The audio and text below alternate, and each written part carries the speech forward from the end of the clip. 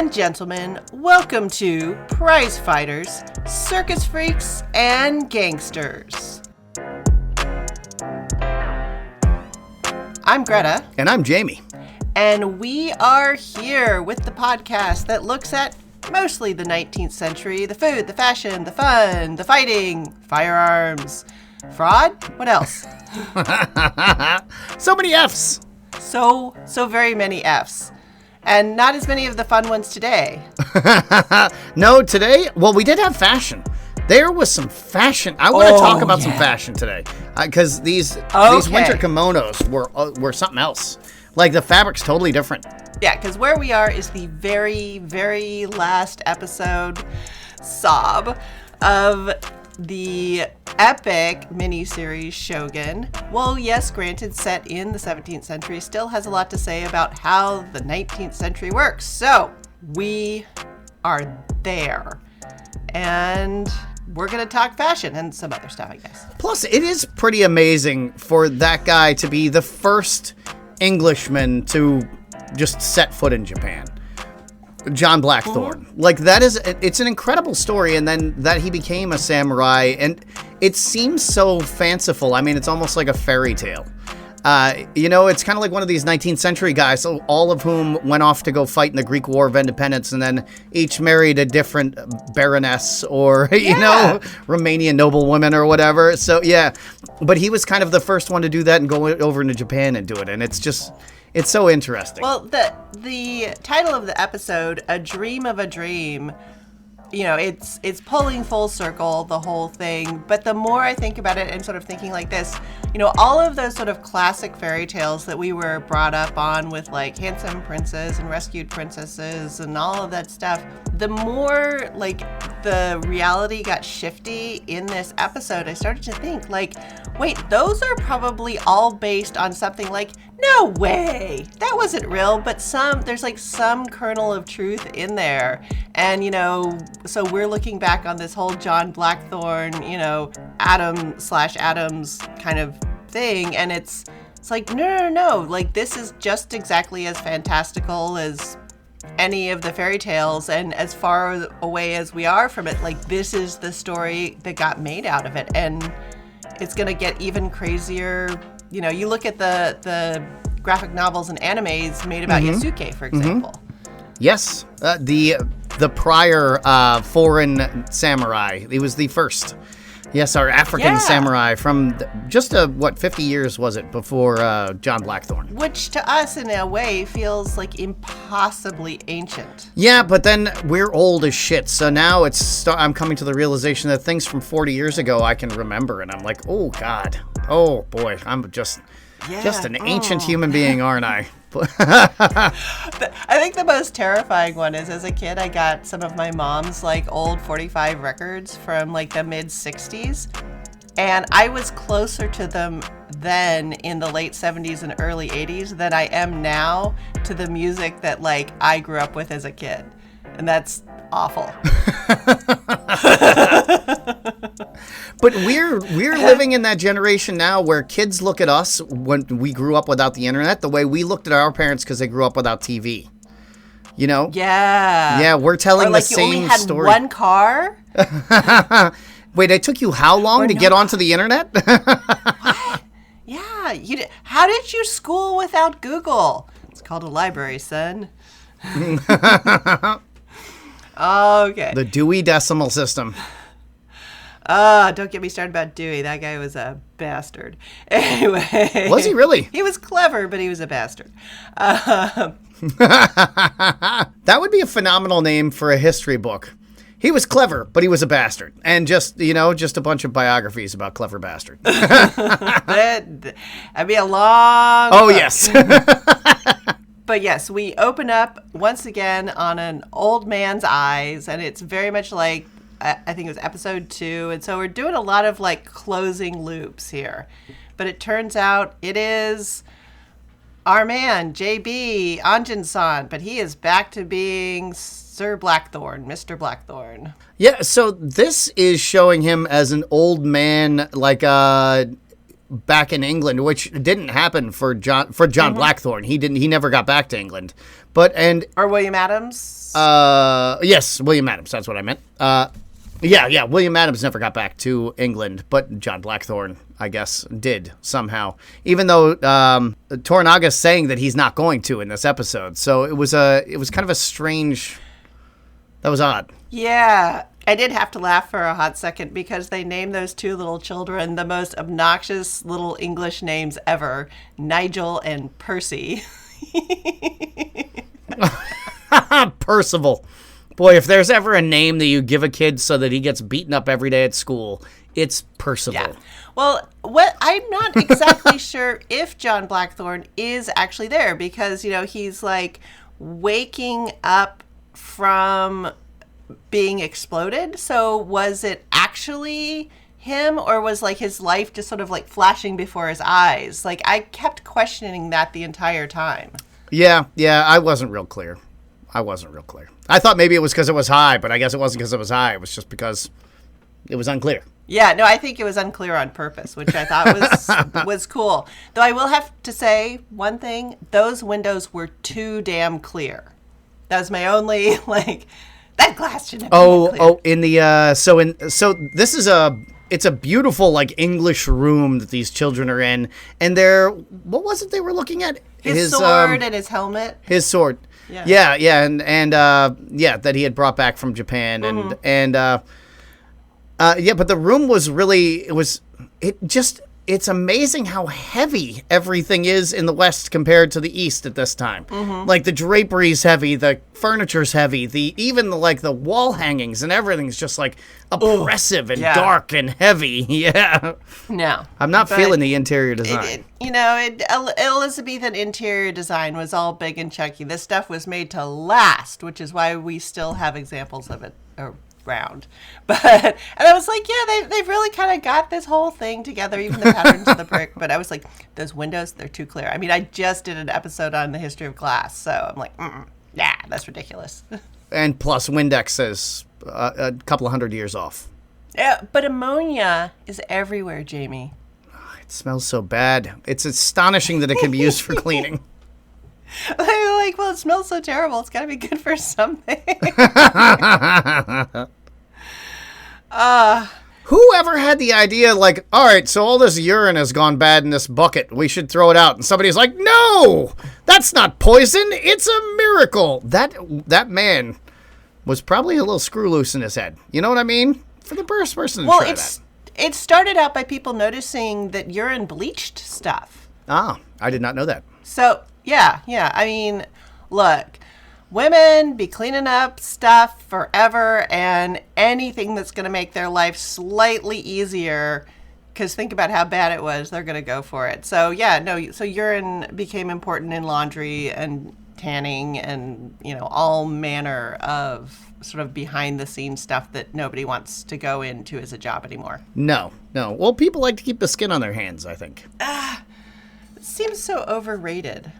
Well, okay, and those ladies had no latex gloves. Yeah, I was going to say, we invented latex gloves, so maybe it is rated correctly highly. And that guy was a clever bastard he was the guy who started using carbolic acid to disinfect stuff, but it was burning his girlfriend's hands, and so he invented those gloves. Clever bastards again. I don't remember what that was a throwback to, but that was some episode that we did. Yes, yeah.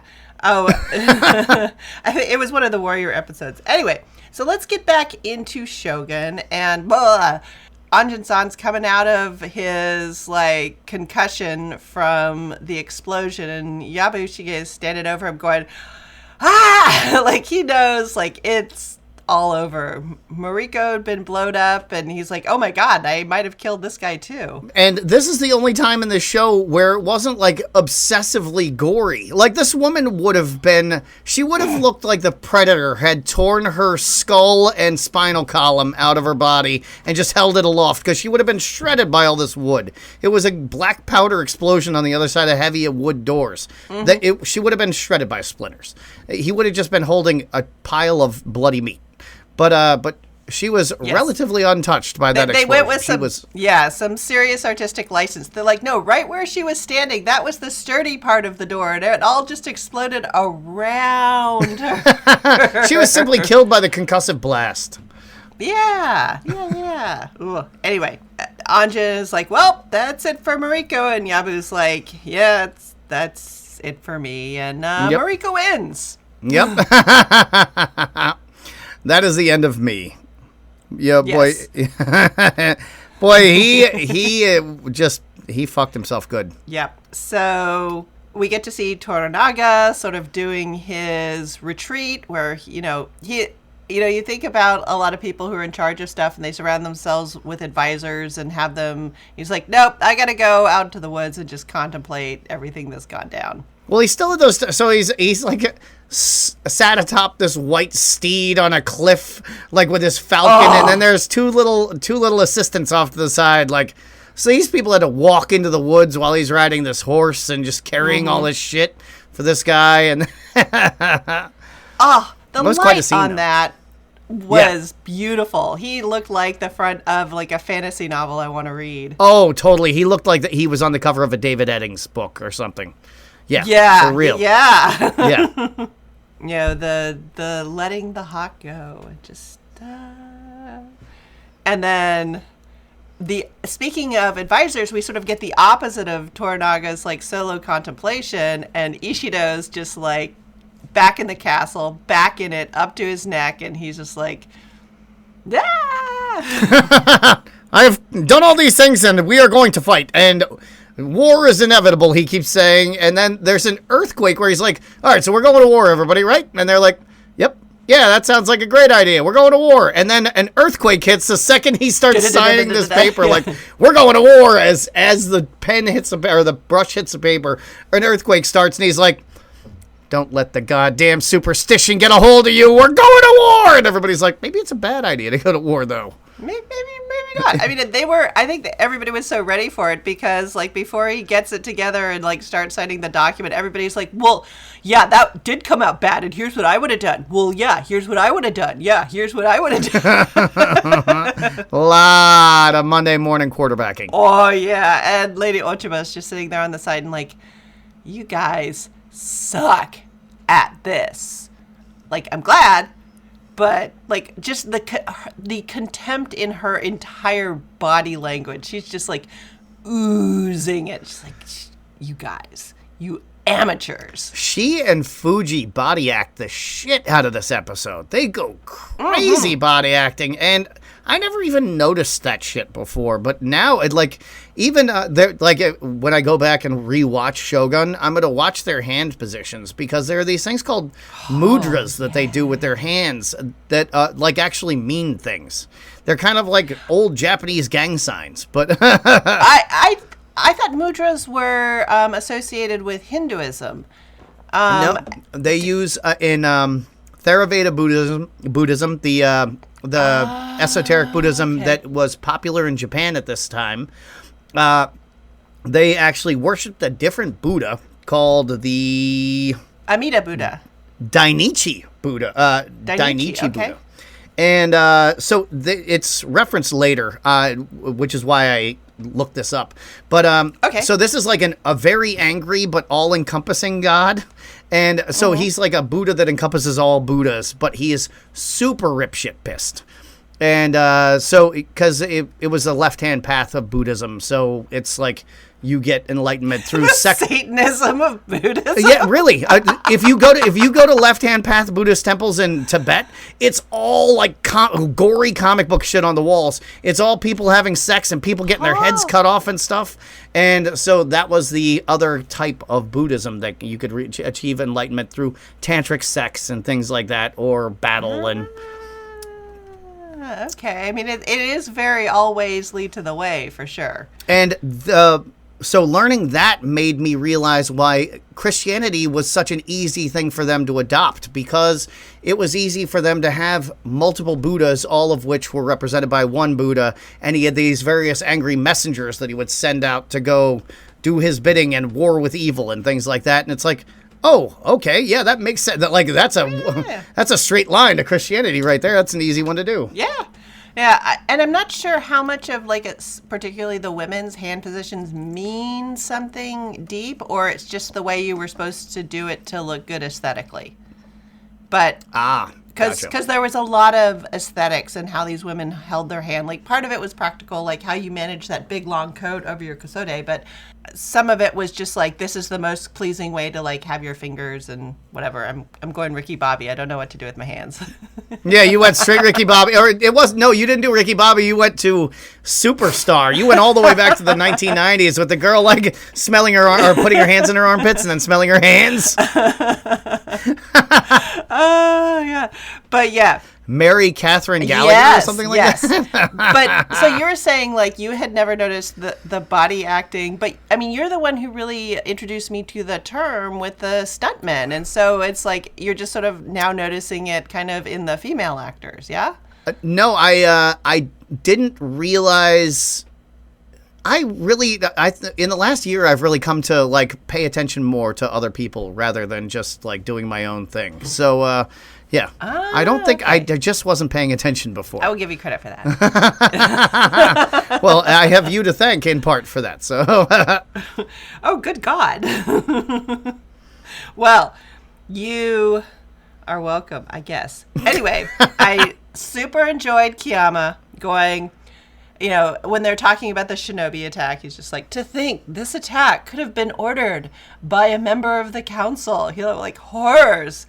And Ishido's like, never. It totally would have been Toranaga. Like that, just the whole thing where like it's just the five of them, and yet they have to play like who blames who. Like nobody can even be honest within the five. Oh yeah, there are a lot of parallels to modern political events, I feel like, in this scene in particular.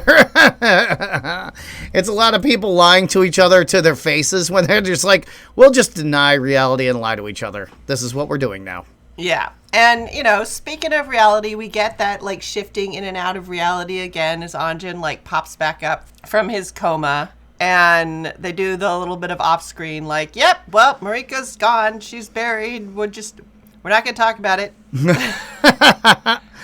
Yeah, well, I mean, we had that little top-down view of the city that kind of seemed like it was her funeral, but that was... Which seemed like a big deal, and that top-down view of the city was really, really impressive.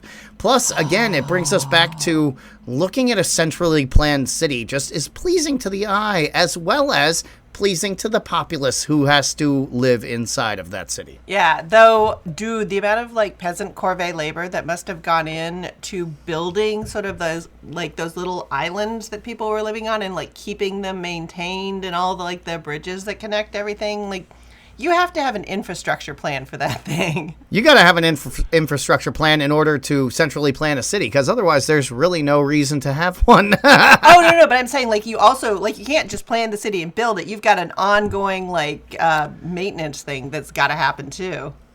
Otherwise, that thing's going to sink back into the ocean, baby. It's going to be like the all the train systems that China put into Africa and then didn't install a maintenance plan, and they all broke. Yeah, they were just like, you guys will figure it out. We'll see you later. See ya. But yeah, Anjin's like, well, this is how I die. I guess I like go hang out with the Jesuits, and they like hire. Oh, it's Kiyama's dudes. Okay, yeah, okay, all right, let's do it. Yeah, I guess. I don't know. Yeah, they're walking him out into the woods. It's exactly like the first time they walked him out in the woods, and he got ambushed. And so he's expecting to be ambushed, and he even stops, and he's like, this looks like a good spot for an ambush. Is this where you're killing me? Yeah. But then he finds out that that Mariko negotiated for his release, and so the Jesuit is begrudgingly letting him back to safety. And so did you think Anjin had a moment there? He's like, oh, dude, Albedo, you are so in love with her, and you could, like, barely even ever touch her. I got some of that. Like... I didn't catch that. I thought it was kind of cute that the priest was like, yeah, she would be happy that we were getting along with each other, and I bet she probably would have. Oh yeah. But I still think Anjin was kind of shitty about it, and I think he was all like, yeah, like you may have been her priest, but you know, we really know who she loved the most, so you had to stand over there, Catholic boy. But Yeah, we also get to see Yabu just lose it.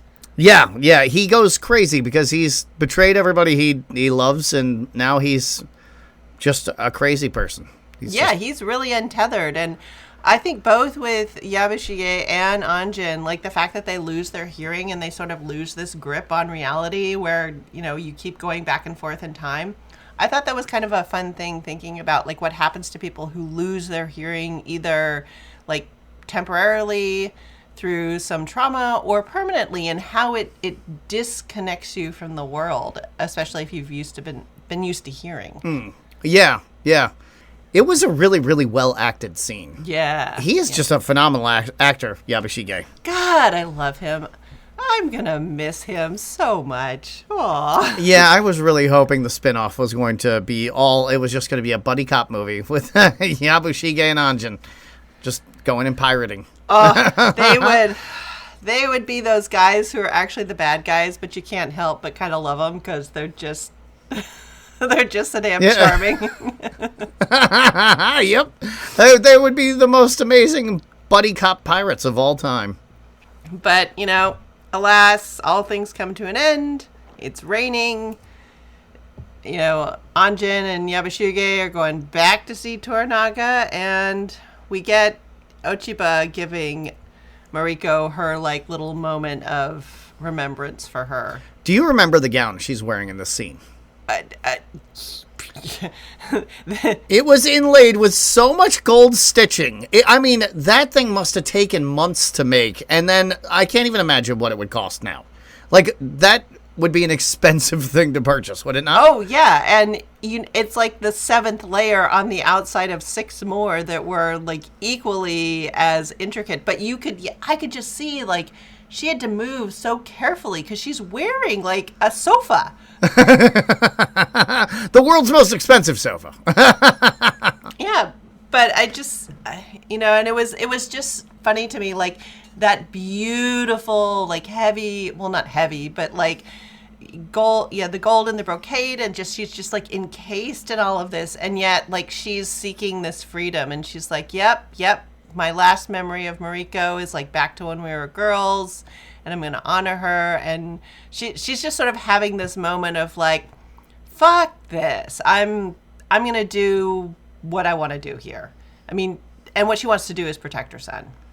Well, that, and she also is finishing the poem for Lady Mariko, which I wrote my first note regarding poetry in this episode was the Japanese can't write a limerick worth of shit, because their poetry is just not on par with the Irish. It's substandard, and not only are they not funny poems, but they don't rhyme, and this one doesn't make any goddamn sense. So what is it? It's something about that bear branch nonsense that she had, and then the flowers line that she had about a flower is only a flower because it falls. Yes. And then, but thankfully, the wind? or no, but thankfully the wind. It wasn't the question marks were mine. What the fuck does that mean? But thankfully, the wind. Yeah. Oh, Jamie, it makes much more sense in the original. You'd never understand, I believe, is the way to respond.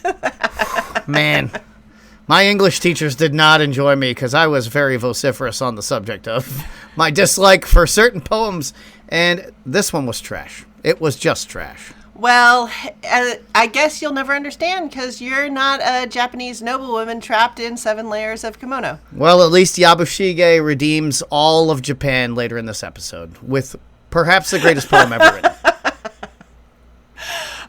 So I just love him. They're on that boat there, and he's like looking at Anjin, and he's like, "You never should have gone to Osaka," as if Anjin ever was in control of where he was going from the second his boat bonked into the island. Yeah. But then he's like, "Hey, you know what we should do? You and me, we should run off together. Let's go get in your ship and let's get the fuck on out of here." and this is the one moment where Anjin and Ishido are completely they're in sympathy with each other. They're both going, the man's lost it, slowly backing away. Yeah, and he's like, what? Where are you going? Where are you going? Teach me to dive. Teach me to dive. You taught Toranaga. Teach me. I'm about to die. You better teach me how to dive. And then The boat is still moving, and he wants to dive off the front of it and learn how to dive. we're going to do this. We're going to do that. It's just like, yeah, just everything. He's coming unspun, but it all stops when they see the skeleton, the charred remains of the Erasmus, like sticking out of the ocean. And it's just like, what? Oh no. And as we're reeling from the fact that the boat is a cinder and it's barely sticking out of the water, then I was very surprised to see Yabushige get arrested the second he got off the boat. Like, he didn't even get out of the water and they were arresting that man. Yeah. You were surprised to see that. I was. I didn't realize they were going to be all on top of this, but Toranaga, come on.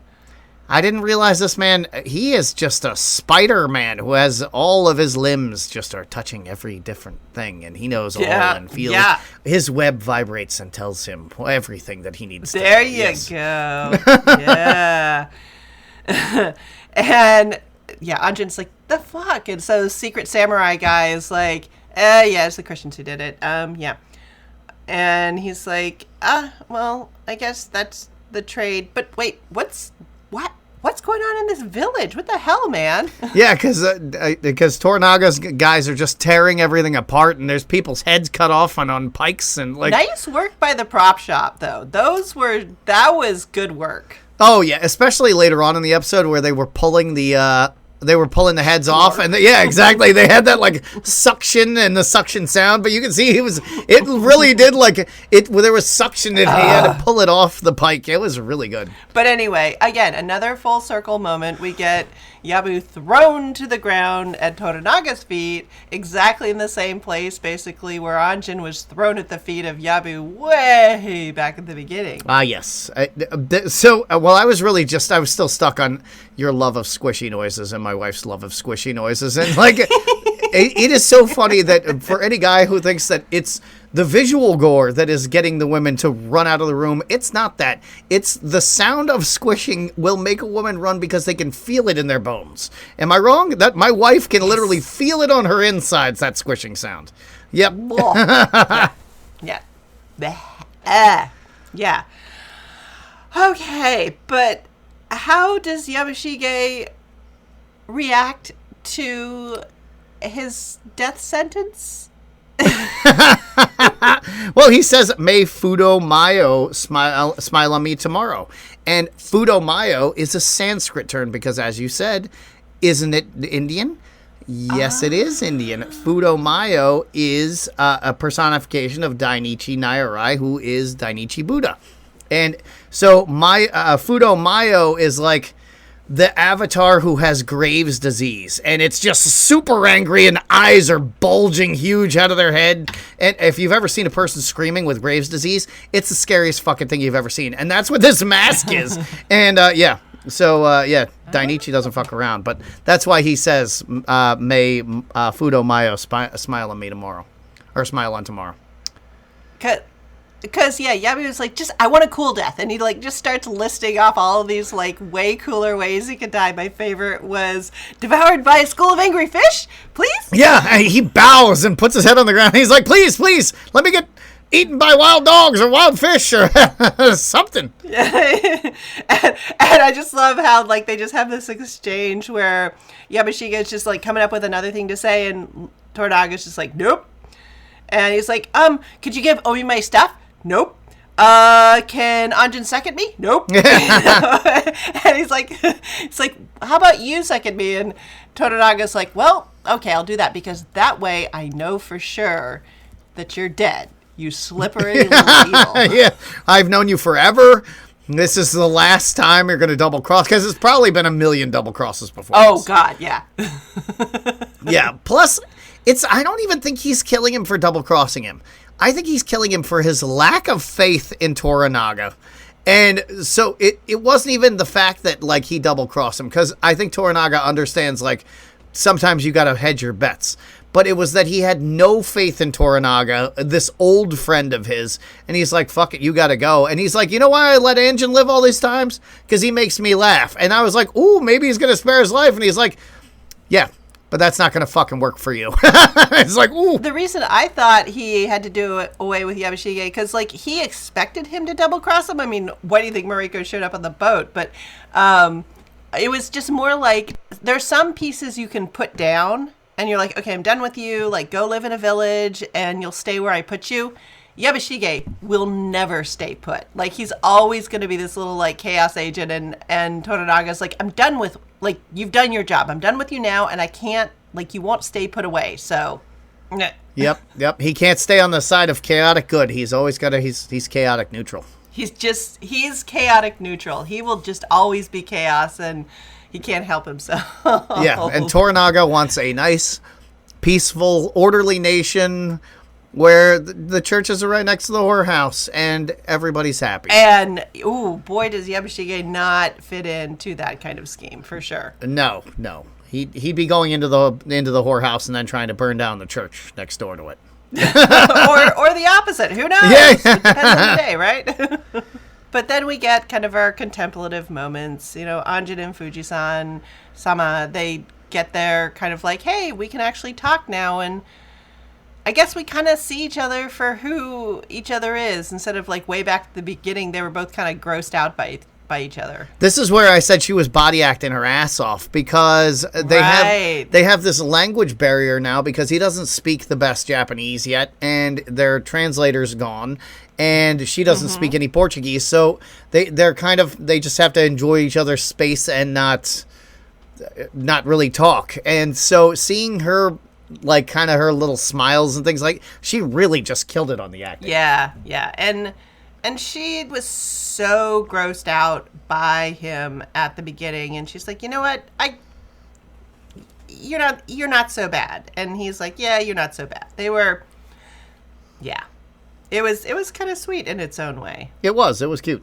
And this is when I noticed that winter kimonos, like, they totally look different. So we're all familiar with the light silk of a kimono, but flowing. Exactly. Yeah. It's very soft and it's very flexible. And this stuff is way stiffer. It's more like drapes. Or like the world's most uncomfortable duvet cover. Yeah, like really, sometimes you get those really stiff duvet covers, and it looked more like that. And like they all had on like extra layers, and they probably, I know that there's like a padded kind of under kimono that they might be wearing.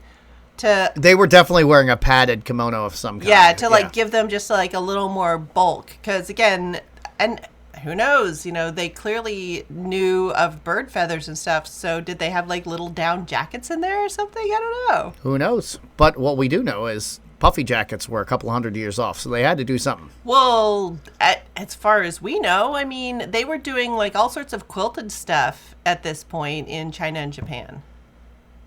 Well, that's true. They even had quilted armor. So, yeah, maybe. Who knows? But yeah, they definitely did have their winter duds on, and Lord Toranaga's like, he's starting to come out as like more obviously ruthless, and for me, like, this was sort of the first part where it's like, no, like, gloves are off, I'm not trying to be nice, and he's like, well, too bad about that, son, I got another son, life will go on. Yeah, he really was, but I mean, his son did serve a purpose, as he said. Like, his son didn't die in vain, so. No. And then he's like, yep, I still got a new son. And Lady Curie's like, but it even gets better. I have a note from Lady Ochiba. Boy, they really do treat each other like chess pieces in this show. Oh, yeah. And it was sort of this implication, like, all your schemes have come out better than you'd hoped. And when he opens it and reads it, like, the look on his face, he's like, oh my God, like, plans don't work this well, and this one did. Whoa. Like, he's kind of in awe that the whole thing actually came together, because it was tenuous. And he, like, really pays a huge honor to Mariko. Like, she did her part better than like he could have even figured out how to tell her to do it. Yeah, well, he didn't want her to die. The plan was, and as Yabushige says, the plan was never for her to die. She was supposed to get captured, and so this was really not the not the plan for anybody. But it made her a martyr, and that definitely galvanized the country against Ishido. Whew, yeah, and he's just like, wow, like, everything is just delicious for me right now. And then Fujisama, she finally gets what she wants. Like, Toranaga gets what he wants, Fujisama gets what she wants. 6 months, boom. Yes.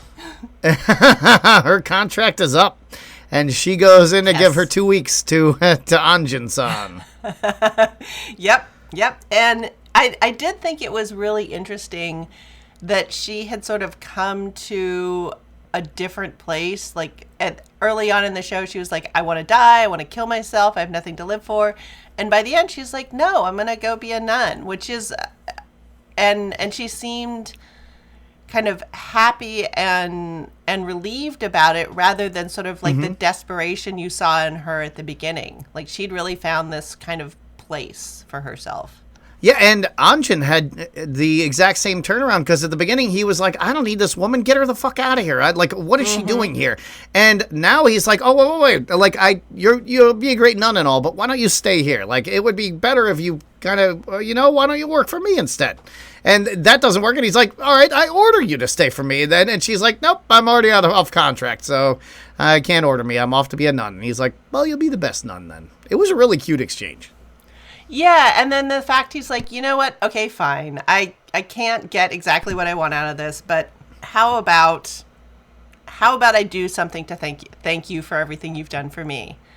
And in a way, like, this was so profound because Fuji is in a place at this point where there's nobody who's ever going to do something for her as her person. Like, they might do it as her position, like where she is in the hierarchy, but Anjin comes along and is like, no, like you personally, Fujisama, you need something, and I am one of the few people on the entire planet who can give you something that you need. Yeah, and she really is appreciative of it, and I didn't really realize that it was. Yes. I didn't realize the significance of it, I don't think, before you just explained it, so thank you. And I was just like, okay, that he's a blundering idiot, but he has his moments, and that was so very My note here was, he is a samurai now. Like, I think that when he realized that, well, shit, she's leaving. Oh my God. All right. I gotta be this, like, my ship's burned. I think seeing the ship burned, he was like, well, I can't go back now. Right. And now she's leaving, and he's like, well, I need a samurai up then, because this is like, now I'm doing this thing all by myself. Right. So, damn. All right. Very cool. And so it's like, go back to see Lord Toranaga, and when Omi's like, give me your sword and your gun, and he's like, yep, here. And Omi's face is like, oh, that went better this time.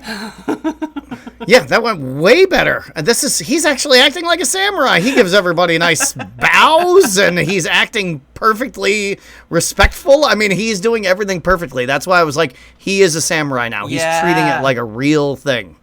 Yeah, he's not trying to. Well, yeah, he gets to Lord Toranaga, and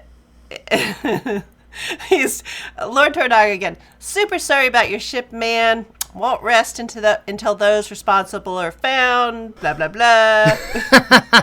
But then we find out that Miraji, this like the fisherman guy, who had been in the village the entire time and just bowing the whole time, he was an undercover samurai. Like, well, they revealed that back when they showed us like the secret pigeons. Oh, that's right, and I had totally forgotten. But I don't think we knew that he spoke English, did we? Or spoke Portuguese. Portuguese. Yeah. But I don't know. But I kind of think, I guess maybe I had it in my brain that he did, because he was like the spy guy, and if he went and became a Christian with the Portuguese, that would make sense. He would have done that. Yeah. Yeah. But they did, yeah, anyway. But, yeah, Anjan's like, well, at least you're not a Catholic. And Miraji's like, dude, I am so many things. Like, none of us are only one thing. Also, how would you think I'm not a Catholic? Who would have taught me to be Christian other than the Portuguese dipshit?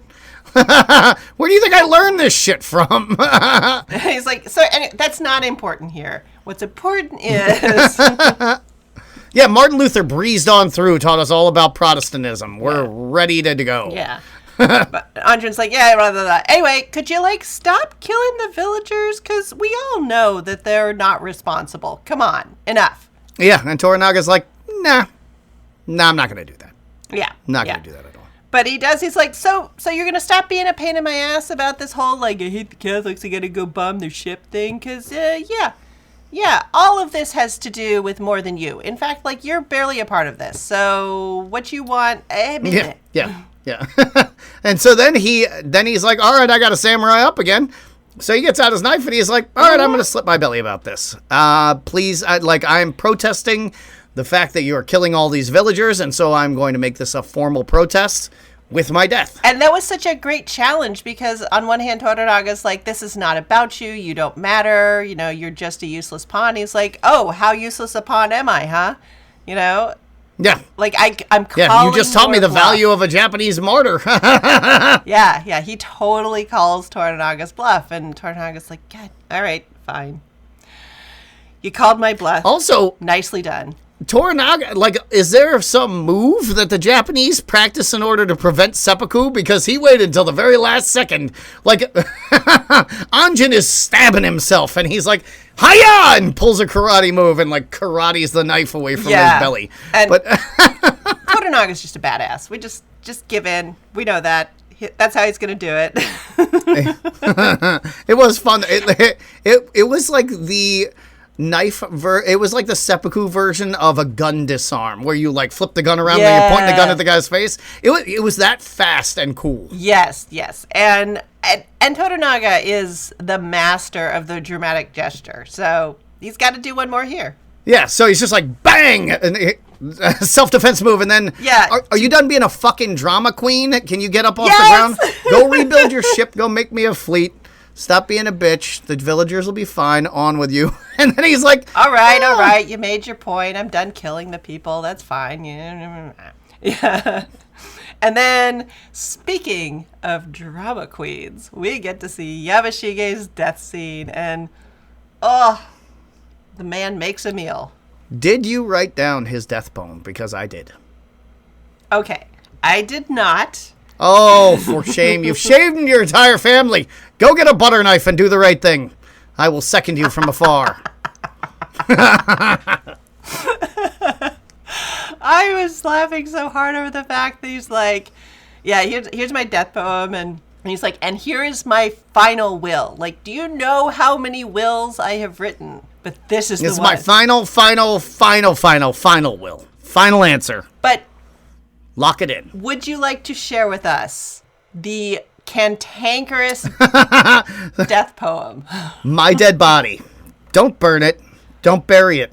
Just leave it in the field. And with it, fill the belly of some hungry dog. That is the most emo shit ever. Like, that's on a t-shirt you can buy at Hot Topic. Fill the belly of some hungry dog. It's so perfect for him. It was amazing. And you're like, and so I was actually stopped and thought about, like, what was he actually writing? Like, when he was listening to and being fascinated by all these other deaths, like, what does his journal look like? It is a grim place in there. It's like my, 12th grade Trapper Keeper, just like a bunch of death metal drawings. It totally is. It looks like every Cannibal Corpse album you ever saw.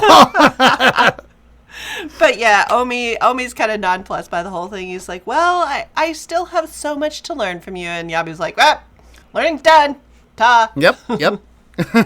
About to go die. Yep. And so the first thing he does with Toranaga is like, look, I know you wouldn't give me a cool death before, but it could still, come on, still make it a cool death, man. Yeah. And also, if you had just told me your plans, this wouldn't be necessary. And Toranaga's like, God damn it, you suck. Yeah, he's like, I couldn't have told you my plans, you little hyperactive emo chihuahua. Yeah, and he's like, if you paid attention, you could have figured out what was going to happen. Boom. Yeah. And he's like, but tell me about the rest of your plans. No, just fucking, can you start already? Can you just stab yourself? Can we get this over with? Like, I don't want to have this conversation the rest of our life. Sky, come on. And Toradaga's like, that was Crimson Sky.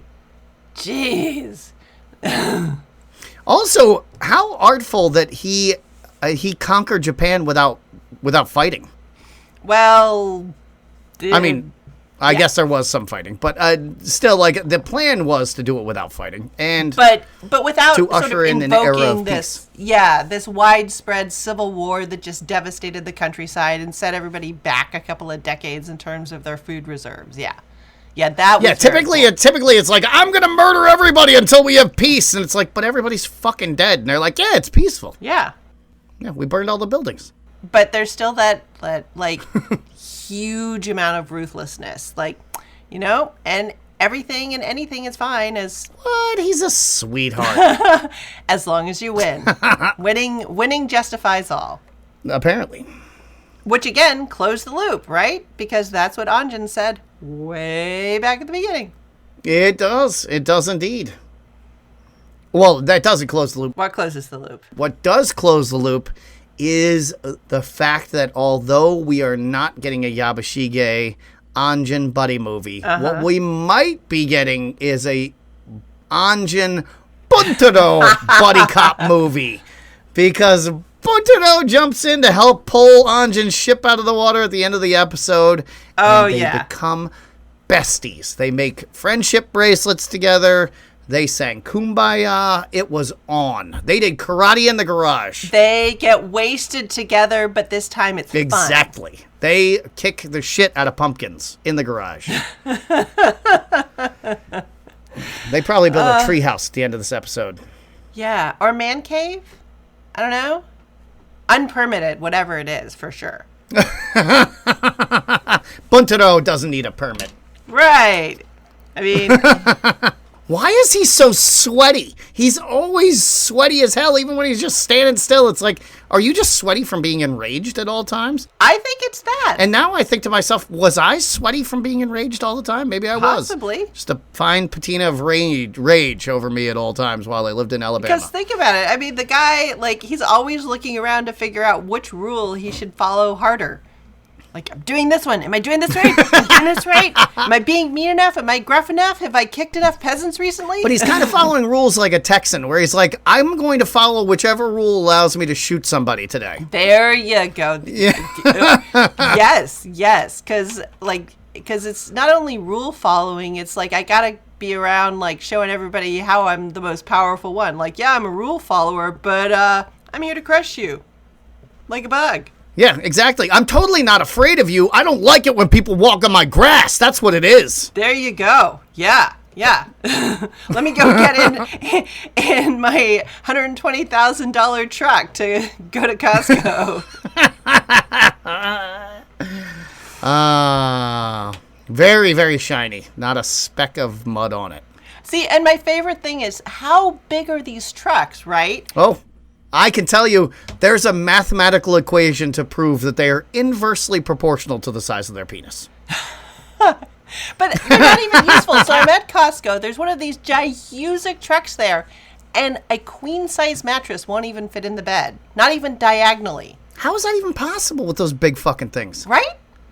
Oh, because they got a 4-door pickup truck. Right. Which nobody ever fucking needed once.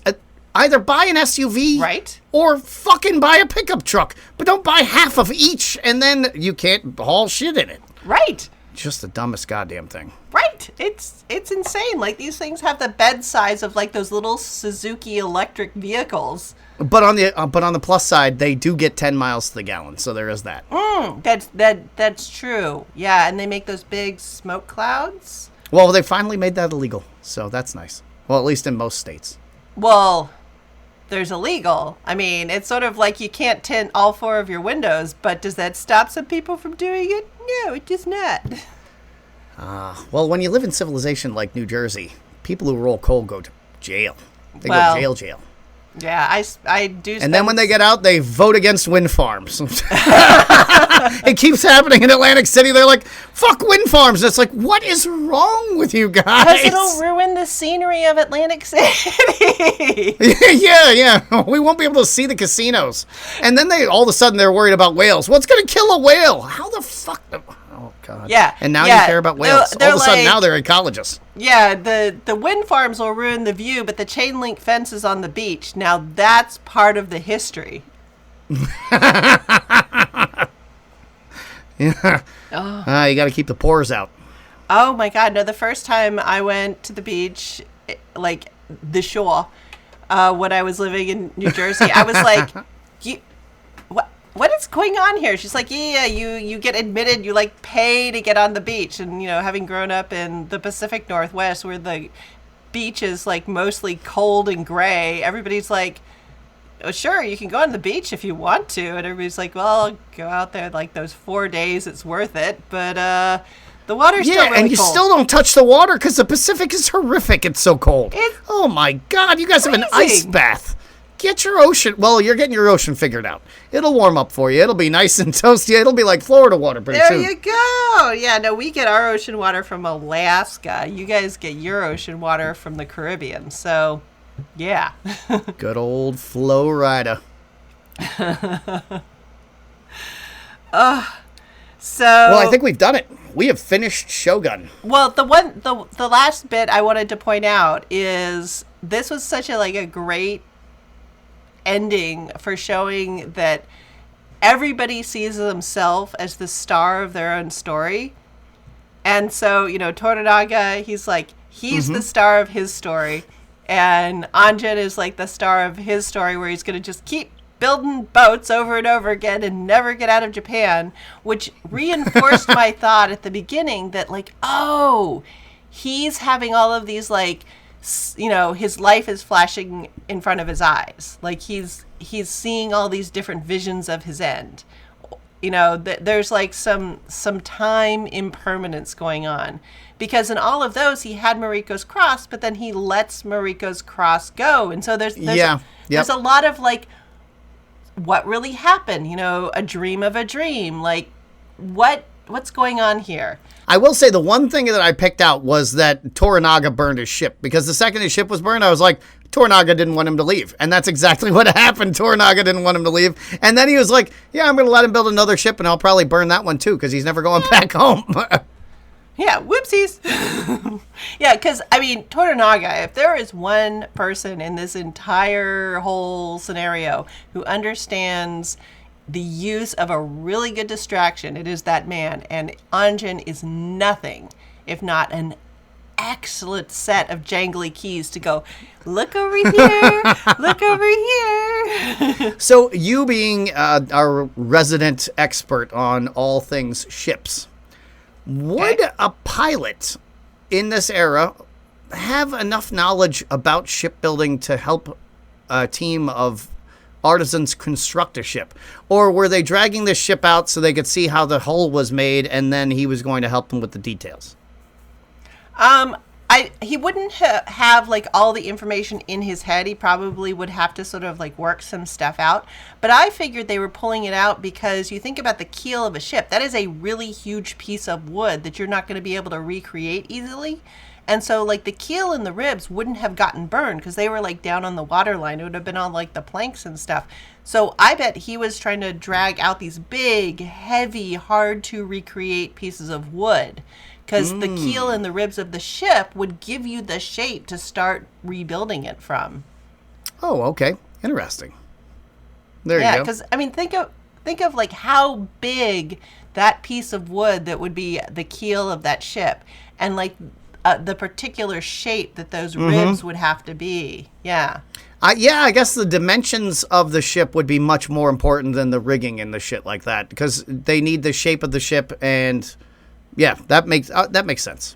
That makes sense. Yeah, because you think about, even if they ended up with a bunch of, square-rigged Japanese sails, but, again, I think at the bottom of the ship he would have, been a lot more clueless about, but kind of how the rigging and the sails and the lines and the sheets and and the canvas, like, I bet he was way more familiar with that and could have recreated that a lot more easily.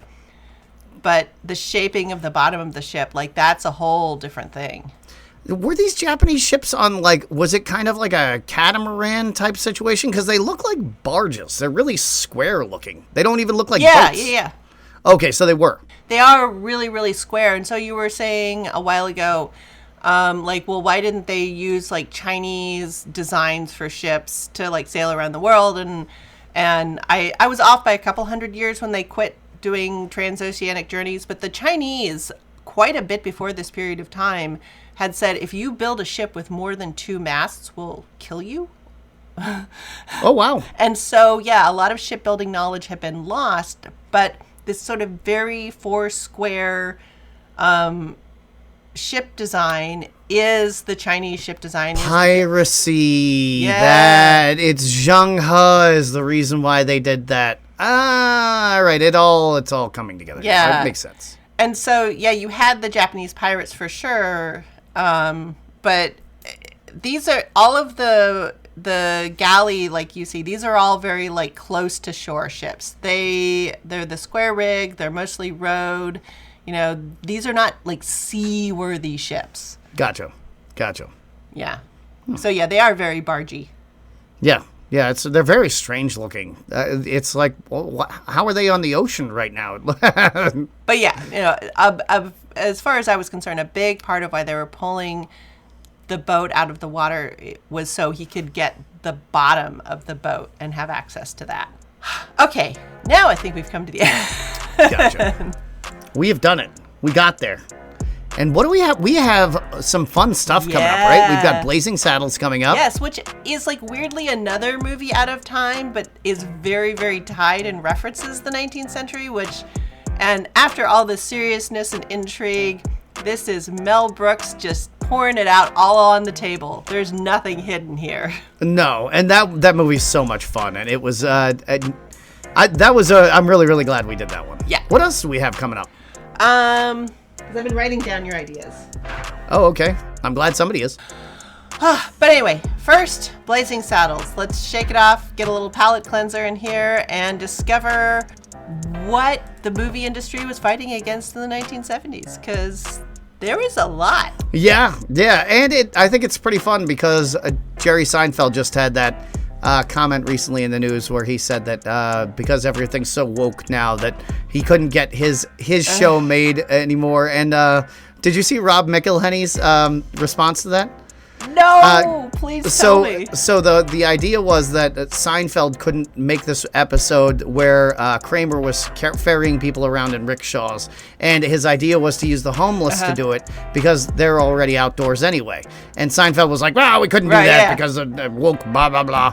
And Rob McElhenney, he was like, "Do you think we could do it?" And Rob McElhenney just tweeted, "Probably," with a picture of Rickety Cricket from It's Always Sunny, who is a former priest whose life they ruined and is now, like, a homeless drug addict who they refer to as a street rat. And, like, they torture this man in all of these episodes. And he was like, I think we could probably do it. I think we can get past the woke censors. Yeah, fine.